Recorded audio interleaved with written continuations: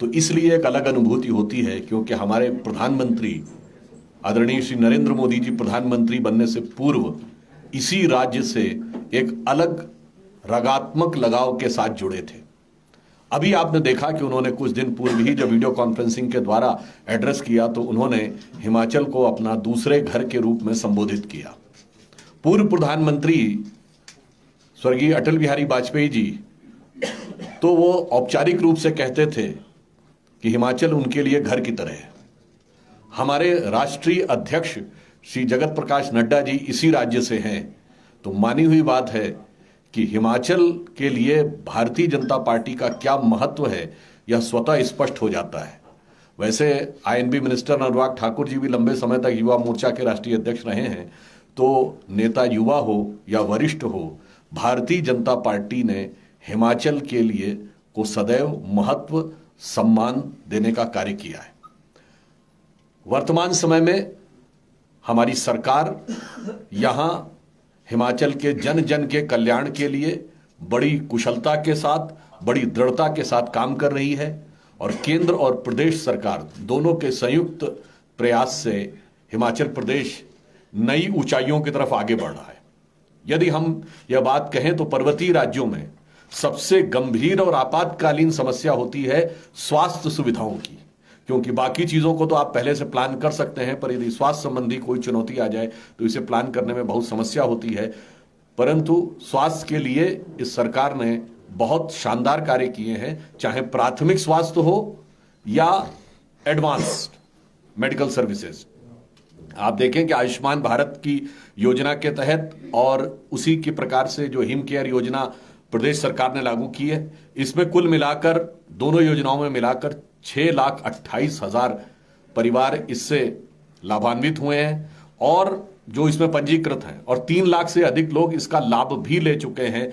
और केंद्र और प्रदेश सरकार की तरफ से मिलाकर 496 करोड़ रुपए इस प्राथमिक स्वास्थ्य सुनिश्चित करने के लिए हर निर्धन और गरीब व्यक्ति के लिए सरकार ने यह काम किया है।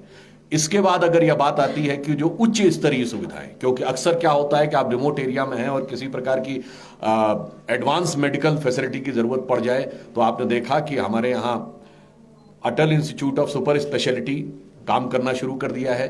पीजीआई का एक केंद्र ऊना में काम करने लगा है।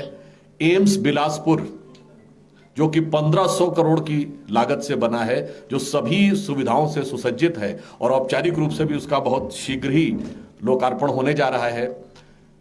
हिमाचल के हर जिले में एक मेडिकल कॉलेज स्थापित हो गया है। मैं मानता हूं कि स्वास्थ्य सेवाओं के सुदृढ़ीकरण में यह बहुत ऐतिहासिक और मील का पत्थर काम हुआ है। फिर कोविड का काल आया तो आपको ध्यान हो कि ऑक्सीजन सिलेंडर की कितनी बड़ी क्राइसिस थी, तो 2 ही जगहों पर ऑक्सीजन के प्लांट उपलब्ध थे।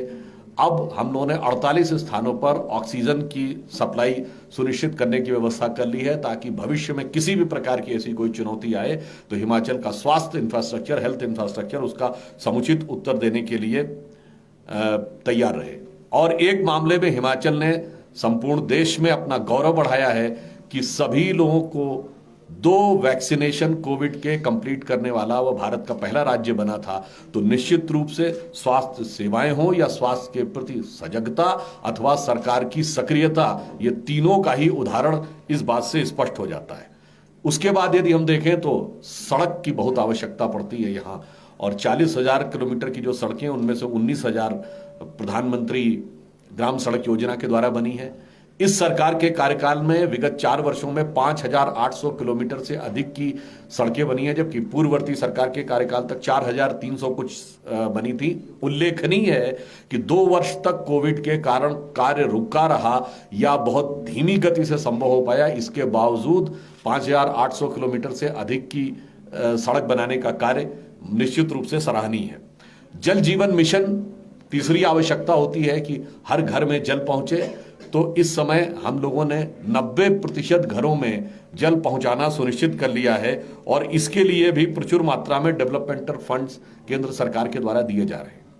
आपको ध्यान हो कि यदि अगला स्टेज आता है तो ये आता है कि इंडस्ट्रियल इंफ्रास्ट्रक्चर क्या है, ताकि यहां स्थायी रोजगार के अवसर आ सकें। तो हिमाचल प्रदेश फार्मास्यूटिकल इंडस्ट्री के एक हब के रूप में स्थापित है। यह हमारी पिछली सरकार के समय में ही इस बात के लिए आगे हुआ था प्रयास। और अब अभी आपने देखा, प्रधानमंत्री जी ने भी इसका उल्लेख किया था कि यदि फार्मास्यूटिकल इंडस्ट्री है तो बल्क ड्रग पार्क, यानी अब यहां पर औषधीय उत्पादन भी प्रचुर मात्रा में हो सके, उसके लिए केंद्र सरकार ने 1190 करोड़ रुपए की जो योजना दी है उसमें 1000 करोड़ रुपए केंद्र सरकार के द्वारा दिए जाएंगे। तो मानी हुई बात है कि औषधीय उत्पादन की दृष्टि से, यानी अभी तक फल और अन्य उत्पादों में हिमाचल एक महत्वपूर्ण स्थान में था, अब मेडिसिन और फार्मास्यूटिकल्स में ये देश में अग्रणी भूमिका में है। फार्मास्यूटिकल में आगे था, करीब 1/3 से अधिक फार्मास्यूटिकल्स यहीं से सप्लाई होती हैं। अब मेडिसिन और मेडिसिनल प्लांट्स का भी उत्पादन यहां तेजी के साथ आगे होगा। इसके बाद विषय आता है कि जो गरीब व्यक्ति है उसको जीवन की मूलभूत आवश्यकताएं प्राप्त हो रही हैं या नहीं। तो उज्ज्वला योजना अथवा इसके समकक्ष जो प्रदेश सरकार की योजना है जिसमें 3 गैस सिलेंडर भी रिफिल करने की व्यवस्था की गई है, तो इन दोनों से मिलाकर वह निर्धन महिलाएं जो कि अपने स्वयं के सोर्सेस से गैस की व्यवस्था नहीं कर सकती थी, उनके लिए पर्याप्त मात्रा में गैस की सुनिश्चित करने की व्यवस्था की है।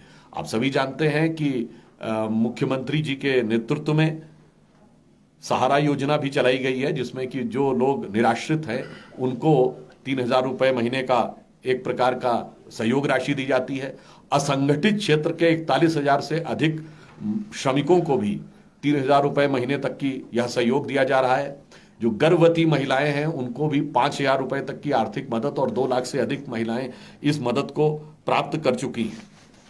अतः जिस प्रकार के विकासोन्मुख संवेदनशील कार्य जयराम ठाकुर जी के नेतृत्व में हिमाचल प्रदेश की सरकार ने किए हैं और उसको जिस प्रकार का संबल, सहयोग और समर्थन केंद्र में श्री नरेंद्र मोदी जी की सरकार के द्वारा किया गया है, इसके आधार पर हम पूरी तरीके से आश्वस्त हैं कि हिमाचल इसी प्रकार से आगे बढ़ते हुए आगामी विधानसभा चुनाव में हम अब उस मिथ को भी तोड़ेंगे, क्योंकि भारतीय जनता पार्टी ने अनेक मिथकों को तोड़ा है कि हम दोबारा सत्ता में आएंगे, पिछली बार से अधिक शक्ति के साथ आएंगे। क्योंकि यही बात उत्तर प्रदेश के बारे में कही जाती थी, वहां पे मिथक टूटा। आपके पड़ोस का पर्वतीय राज्य उत्तराखंड, वहां ही मिथक टूटा। तो मानी हुई बात है, दोबारा हम अपने विकास कार्यों के आधार पर आश्वस्त हैं कि भारतीय जनता पार्टी पुनः हिमाचल प्रदेश में जनता का आशीर्वाद प्राप्त करते हुए पुनः जनता की सेवा का एक और अवसर प्राप्त करेगी। और यह इसलिए भी बहुत सहज और स्वाभाविक हो जाता है कि आप सभी जानते हैं कि 17 सितंबर से 2 अक्टूबर, यानी जिस कालखंड में हम लोग चल रहे हैं, इसे भारतीय जनता पार्टी ने सेवा पखवाड़े के रूप में मनाने का निर्णय लिया है। क्योंकि 17 सितंबर आदरणीय प्रधानमंत्री श्री नरेंद्र मोदी जी का जन्मदिन है और 2 अक्टूबर महात्मा गांधी जी का जन्मदिन है। तो मोदी जी के जन्मदिन से और गांधी जी के जन्मदिन तक सेवा पखवाड़ा, इसी बीच में हमारे वैचारिक अधिष्ठान के प्रणेता पंडित दीनदयाल उपाध्याय जी का भी जन्मदिन पड़ता है 25 सितंबर को। वैसे शहीद आजम भगत सिंह का भी जन्मदिन अभी परसों ही 28 सितंबर को था। तो आप देखिए कि इसके लिए पार्टी के कार्यकर्ता देश भर में सेवा के भिन्न भिन्न कार्य कर रहे हैं। कहीं रक्तदान शिविर, कहीं दिव्यांगों को उपकरण देना, अन्य प्रकार के कार्य हो रहे हैं। हम सेवा पखवाड़ा मना रहे हैं और मुख्य विपक्षी दल कांग्रेस पार्टी अध्यक्ष पद के लिए अखाड़ा खुला हुआ है। तो हमारे और उनके सोच में अंतर है। हमारे लिए सेवा का पखवाड़ा, उनके लिए अध्यक्ष पद का अखाड़ा। और मुझे लगता है कि कांग्रेस पार्टी में अध्यक्ष पद के लिए जो अनुसंधान चल रहा था वो अब एक घमासान में तब्दील हो गया है। और इस वजह से प्रदेश की जनता, देश की जनता तो वैसे भी पहले से ही उनसे पूरी तरीके से खिन्न थी, प्रदेश की जनता भी निश्चित रूप से इन सारी चीजों के ऊपर पूरी तरीके से निर्णय रखे हुई है, नजर रखे हुए है।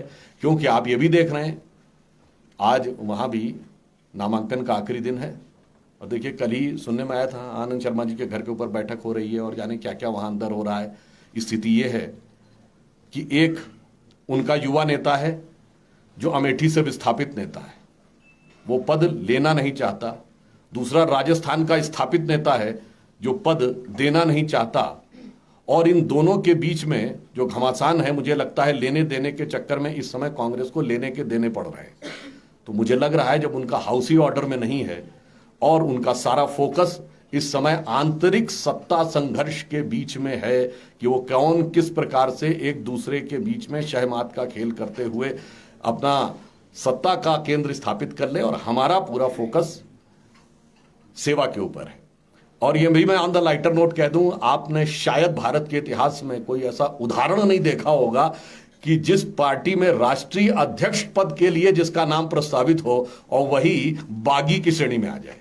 ऐसा अद्भुत उदाहरण आपने पूरे भारत के इतिहास में नहीं देखा होगा जो कांग्रेस पार्टी ने यहां पर देने का प्रयास किया है। इसलिए मैं ये कह सकता हूं कि कांग्रेस की कथनी और करनी दोनों से हिमाचल की जनता पूरी तरीके से क्षुब्ध और मोहभंग है, और दूसरी तरफ हमारी सरकार के विकास कार्यों के आधार पर और केंद्र सरकार के द्वारा उसको दिए जा रहे सहयोग के आधार के ऊपर वो निश्चित रूप से अगले विधानसभा चुनाव में निर्णायक जनादेश भारतीय जनता पार्टी को देंगे। धन्यवाद। भारतीय जनता पार्टी ने अभी तक जहां भी उनके प्रदेश अभी हैं, ओल्ड पेंशन को लेकर क्लैरिटी उस तरह की नहीं है जो कांग्रेस शासित राज्य कर रहे हैं।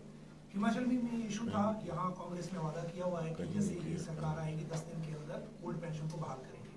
क्या कोई नेशनल पर्सपेक्टिव में बीजेपी ने कोई डिस्कशन किया है कि ओल्ड पेंशन का इशू कितना इफेक्टिव है? क्योंकि जिन राज्यों में आप लोग जीते अभी चुनाव, वहां भी ये इशू था, वहां भी इग्नोर किया गया। मैंने सिर्फ ये कहा कि कांग्रेस की कथनी और करनी का शब्द मैंने पहले कहा। ये बताइए, यही तो उनके साथ समस्या है। ये बताइए कितने राज्यों में दे दिया उन्होंने? अनेक राज्यों में दिया था। और 10 दिन याद करिए, राजस्थान, मध्य प्रदेश और छत्तीसगढ़ 10 दिन नहीं बोला था, ये बोला था 1 2 3 4 10 दिन के अंदर किसानों का सारा कर्जा माफ, नहीं तो बदल दूंगा। 4.5 साल हो गए। हाँ, इसीलिए मैं कह रहा हूं पर उपदेश कुशल बहुत है, ये उनके ऊपर आचरण पे लागू होता। और यहीं पर मैं ये भी बता दूं, वो कथनी करनी में क्या अंतर है। वो जब भाषण देते हैं, अभी अध्यक्ष पद पे क्या कहा कि एक व्यक्ति एक पद का सिद्धांत, ये राहुल गांधी जी बोले ना। भाई आपकी पूरी पार्टी नहीं, आपकी पूरी वंश परंपरा इसके विरुद्ध रही है। सोनिया गांधी जी ने राष्ट्रीय अध्यक्ष के साथ साथ नेशनल एडवाइजरी काउंसिल के चेयरमैन के रूप में सुपर प्रधानमंत्री का पद भी रखा। पीवी नरसिम्हा राव ने दोनों पद अपने पास रखे। राजीव गांधी जी ने दोनों पद अपने पास रखे। इंदिरा जी ने दोनों पद अपने पास रखे। नेहरू जी तो स्वतंत्रता के बाद जब पुरुषोत्तम दास टंडन जीत के आ गए थे अध्यक्ष का पद, तो उसे रिजाइन करवाया और फिर दोनों पद अपने पास रखे। इसीलिए कांग्रेस की किसी भी कथनी पर देश और प्रदेश की कोई जनता विश्वास नहीं कर सकती। अध्यात्म को प्राथमिकता देने वाले सुधांशु त्रिवेदी 90 की भाजपा में और 2022 की भाजपा में क्या अंतर देखते हैं? हाँ, आपने बहुत अच्छा प्रश्न किया। 90 की भाजपा में जो हमारे सिद्धांत थे उनकी स्वीकार्यता धीरे धीरे बढ़ रही थी। आज संपूर्ण देश में भारतीय जनता पार्टी के विचार, सिद्धांत, हमारे कार्यकर्ताओं की कर्मठता और स्वीकार्यता उत्तरोत्तर बढ़ती जा रही है। और मैं ये भी कहना चाहूंगा, राष्ट्र करवट ले रहा था सामाजिक दृष्टि से भी 90 में, सांस्कृतिक दृष्टि से भी और आर्थिक दृष्टि से भी। नई इकोनॉमिक पॉलिसी भी उसी समय आई थी। और अब मोदी जी के नेतृत्व में जब हम स्वतंत्रता का अमृत महोत्सव मना रहे हैं, तो अमृत काल में तीनों दृष्टियों से यह राष्ट्र आगे बढ़ रहा है। Most of the political parties in India, be it Congress, Aam Aadmi Party, RJD, JMM, Shiv Sena, they all are alleging, they allege that BJP is using crores of rupees to poach their leaders or MLAs to win election. Is it fair in democracy to use money power? In Himachal also, yesterday, Congress has alleged BJP is buying their leaders. One question. Second is, will BJP remove the 70 years age bar in HP Assembly election? First thing, as far as leaders who are leaving the other political parties, in this context, I would like to remind, if you look at the Congress party, all over the country, after they lost the power, I am starting from Northeast, Kolikopul, ex-Chief Minister of Arunachal Pradesh, Prema Khandu, ex-Chief Minister of Arunachal Pradesh, Jan Himanta Biswa Sharma. When coming to the north, Ghulam Nabi Azad Sahab, Captain Amrinder Singh, it is we responsible or they responsible? Then Jyotiraditya Scindia, then Vijay Bahuguna, so many Chief Ministers. And if they are trying to put allegation directly or indirectly on BJP, I would like to remind that whenever Congress loses power, the same thing happens. In the decade of 90s, when Vajpayee ji's government came, at that time, ये बताइए, शरद पवार ममता बनर्जी, जगन मोहन रेड्डी, तब तो मोदी जी और अमित शाह जी नहीं थे। 77 देवराज अरस, जगजीवन राम, तब तो भाजपा नहीं थी। 67 कुछ राज्यों में सरकारें हारी थी, पंजाब से लेकर बंगाल तक संयुक्त विधायक दल की सरकारें बनी थी। निजलिंगप्पा, कामराज, चौधरी चरण सिंह, चंद्रशेखर, नीलम संजीव रेड्डी, तब तो हमारा कोई नाम लेने वाला भी नहीं था। वास्तविकता यह है कि हम एक विचारधारा प्रेरित, कैडर आधारित पार्टी हैं। कांग्रेस सत्ता प्रेरित, लीडर आधारित पार्टी है। इसलिए जब जब सत्ता छूटती है तब तब कांग्रेस टूटती है। ये उनका नैसर्गिक चरित्र है। इसीलिए मैंने 60 साल का इतिहास उनका बता दिया। Sir, I have a question. Second I'm Gaurav question, from sir, Hindustan about Times. the 70-year I'm Gaurav from Hindustan Times. I have a question. आपने कहा बीजेपी एक काडर बेस्ड पार्टी है और कांग्रेस की कथनी और करनी में बहुत फर्क है। You covered all the chief ministers who joined from north to south. The Congress leaders who are chief ministers in BJP now. तो बीजेपी का कांग्रेसीकरण करना कितना उचित है सर? बीजेपी का कांग्रेसीकरण आपको कहां पे नजर आया है? सब तो हमने ये कांग्रेस कहा, का अब यही मैं बात कह रहा हूं, हम कैडर बेस्ड पार्टी है तो इसलिए हम प्रमाण से कहते हैं जनसंघ के जमाने से आज तक 1951 टिल टुडे बीजेपी में एक भी वर्टिकल डिवीजन हुआ हो तो बताइए। यदि कोई नेता छोड़कर चला गया पार्टी तो उन्होंने एहसास किया कि जो मान सम्मान उनको मिला था वो पार्टी में मिला, सब बाहर आए। और मैं पूछता हूं कांग्रेस के 137 इयर्स के हिस्ट्री में, मैं 1885 से बोल रहा हूं, कोई 20 साल ऐसे हो जिसमें वर्टिकल डिवीजन ना हुआ हो तो बता दीजिए। मैं 1885 से बोल रहा हूं। तो यह अंतर होता है, क्योंकि जब आप लीडर आधारित होते हैं तो लीडर्स में संघर्ष, ईगो, टकराव, पार्टी टूटती है। जब विचारधारा प्रेरित होते हैं तो किसी भी प्रकार की चीज रहती है, सब कुछ विचारधारा और संगठन के भाव में निहित रहता है। सुधांशु जी, ऐसा क्या है बीजेपी में, ऐसा कौन सा वॉशिंग पाउडर है जो बाहर तो वो टेंटेड है दूसरी पार्टी में, जैसे ही वो बीजेपी ज्वाइन करता है वो सब खत्म हो जाता है? इसी में मेरा एक सवाल है। जी जी, जो अभी कार्यकारी अध्यक्ष भाजपा ज्वाइन किए, पहले वो चार्जशीट में उनका नाम था, क्या अब उनको क्लीन चिट मिल गया? जितने भी नेता पूर्व में दूसरे दलों में रहे, यदि उनका किसी भी चीज में नाम था, देखिए दोनों में अंतर है। यदि कोई आरोप था तो आरोप का चार्ज नहीं था तो अलग बात है। यदि चार्ज था तो हमने किसी के ऊपर केस विड्रॉ किया हो तो आप बताइए। अगर हमने किसी भी प्रकार की जांच में शिथिलता की हो तो आप बताइए। ये वो दौर नहीं है जनाब जब 2G घोटाले के ऊपर पीएसी की रिपोर्ट, याद करिए जब कहा गया था कि प्रधानमंत्री को आना चाहिए ज्वाइंट पार्लियामेंट्री कमेटी में, तो मनमोहन सिंह जी ने कहा था मैं पीएसी यानी पब्लिक अकाउंट कमेटी के सामने आने को तैयार हूं। इतना बड़ा बयान देने के बाद जब पीएसी की रिपोर्ट सबमिट होने वाली थी तो जिन दलों ने सबवर्ट करके वो रिपोर्ट नहीं होने दी, 7 दिन के अंदर सीबीआई ने केसेस विड्रॉ कर लिए उनसे। हमने किसी भी के खिलाफ यदि कोई आरोप था तो केस विड्रॉ नहीं किया है। हर चीज अपने आप चल रही, अन्यथा आरोप अपनी जगह थे। सिंघी राम जी का रेफरेंस आ रहा है कि उनके केसेस तो विड्रॉ किए गए हैं। नहीं, हमने किसी सरकार ने कोई केस विड्रॉ नहीं किया। यदि कोर्ट की कानूनी प्रक्रिया से किसी का केस विड्रॉ हुआ वो तो स्वाभाविक से कानूनी प्रक्रिया, उसमें सरकार का कोई प्रभाव या नियंत्रण नहीं। 70 साल का एज बार रहेगा सर हिमाचल विधानसभा चुनाव में? नहीं, इस प्रकार के किसी एज बार का विषय में तो कोई ऐसी बात नहीं है। तो सर एक साल पहले चुनाव हुआ था हिमाचल प्रदेश में, 4 उपचुनाव हुए थे, उसमें महंगाई और बेरोजगारी सबसे बड़ा मुद्दा था। तो आप मानते हैं कि अभी भी ये महंगाई और बेरोजगारी? देखिए, आपने जो बात कही, महंगाई एक मुद्दा है। महंगाई सिर्फ प्रदेश का मुद्दा नहीं है, के लिए इस समय चुनौती नहीं है, देश के लिए, और ये अंतरराष्ट्रीय चुनौती है। 63 देश ऐसे हैं जिनकी 10% से अधिक इस समय महंगाई की दर है। पूरे यूरोप में कितनी महंगाई है, और मैं आपको डेट कोट करके बोल रहा हूं, अमेरिका ने पहली बार 21 नवंबर 2021 की व्हाइट हाउस की प्रेस रिलीज जाके देख लीजिए, उन्होंने कहा कि हम अपने स्ट्रेटेजिक ऑयल रिजर्व खोल रहे हैं महंगाई को नियंत्रण करने के लिए। पिछले 200 साल के 100-150 साल के इतिहास में कभी बताइए जब उसने अपने स्ट्रेटेजिक रिजर्व खोले हों। ये जो पाकिस्तान में महंगाई है वो मोदी जी की वजह से है, श्रीलंका में मोदी जी की वजह से है, चाइना के अंदर इस प्रकार की खबरें आ रही हैं कि बैंकों के बाहर टैंक तक लगाने पड़े हैं, ये मोदी जी की वजह से है। वास्तविकता यह है कि दुनिया के समुंदर में सुनामी आई हुई है, अगल बगल के जहाज पलटे जा रहे हैं, हमारा कैप्टन कुशलता के साथ उसको चलाता हुआ चल रहा है, और उसके बाद सवाल ये किए जा रहे हैं कि सुनामी में आपको थोड़ा झटका कैसे लग रहा है। अन्यथा श्री राहुल गांधी जी जिन जिन देशों का दौरा करते थे उसमें से एक देश का नाम बता दें, ये क्वेश्चन है उनके लिए, जहां महंगाई की दर भारत से कम हो, और यदि नहीं है तो अन्यथा वो कृपया इंग्लैंड से जाके, यूरोप से जाके, इटली से जाके महंगाई पे ज्ञान देना बंद कर दें।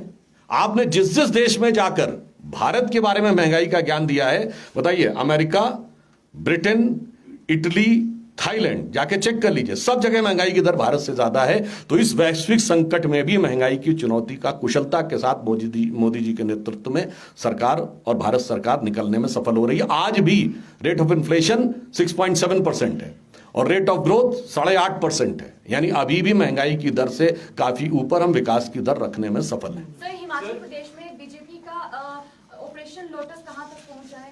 कर रहा है या अभी पहुंच का है? देखिए, ये जिस प्रकार की बात लोग कहते हैं, मैंने आपको तो पहले बता दिया। ये बताइए, 1967 से ऑपरेशन लोटस चल रहा था, जब हमारा दिया चुनाव चिन्ह था, जब हमारा कोई नाम लेने वाला नहीं था। इसीलिए मैंने बताया वहां लड़ाई परमानेंट होती ना। मैंने तो आपको बता दिया। क्या मतलब ये जो आपसी लड़ाई का उदाहरण की बात करते हैं, मैंने अभी आपको एक उदाहरण दिया। ये बताइए, उनके अध्यक्ष पद का दावेदार बागी हो गया, ये भाजपा ने किया था। राजस्थान में मुख्यमंत्री भी बागी, सुनिए, प्रदेश अध्यक्ष डोटासरा जी भी बागी, विधानसभा अध्यक्ष भी बागी के मतलब श्रेणी में, और चीफ विप पे नोटिस, और कह रहे हैं ऑपरेशन लोटस। आप लोग स्वयं प्रबुद्ध हैं तो आप समझ सकते हैं क्या हुआ। और ये तो वो पार्टी है जिसके प्रधानमंत्री ने ओपनली कहा था हम अपनी पार्टी के खिलाफ वोट करो, इंदिरा जी का अंतरात्मा की आवाज पे वोट। मतलब पार्टी के प्रधानमंत्री ने कहा ऑफिशियल कैंडिडेट को वोट मत करना, दूसरे को वोट करना। इसलिए मैं मानता हूं ये उन लोगों की अपनी पार्टी को न संभाल पाने की खिसियाहट की वजह से वो इस प्रकार के निरर्थक और अनर्गल आरोप लगाते चले जा रहे हैं। प्रधानमंत्री जब भी हिमाचल प्रदेश आते हैं तो हिमाचल की जनता को काफी उम्मीदें उनसे रहती है।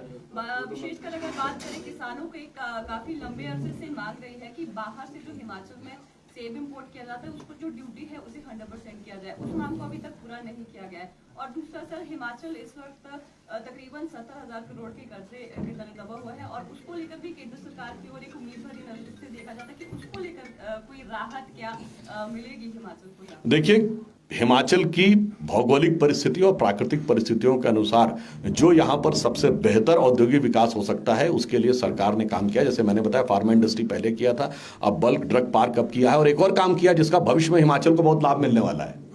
देखिए, WHO में ट्रेडिशनल मेडिसिन के लिए ग्लोबल सेंटर बनाया गया है और उसका केंद्र भारत में होगा। तो आयुर्वेदिक मेडिसिन, क्योंकि सबसे व्यवस्थित ट्रेडिशनल मेडिसिन का ज्ञान हमारे पास है, तो आयुर्वेदिक मेडिसिन का अब सबसे बड़ा केंद्र भारत में बनेगा। तो मानी बात है, हिमाचल जैसे राज्य में जहां प्राकृतिक रूप से औषधियों को उगाने के लिए बेहतर वातावरण है, आने वाले समय में यानी आने वाले वर्षों में इससे एक और क्वांटम जंप मिल सकता है औद्योगिक विकास को। सर, क्या पूर्व मुख्यमंत्री प्रेम कुमार धूमल जी युवाओं पर फोकस कर रही है? मंडी में प्रधानमंत्री नरेंद्र मोदी की रैली भी युवाओं पर रखी गई थी। बेरोजगारी बहुत बड़ा मुद्दा है। हिमाचल की जहाँ तक स्थिति है, टॉप 5 में है जो बेरोजगारी दर है, 12% से ऊपर है हिमाचल की।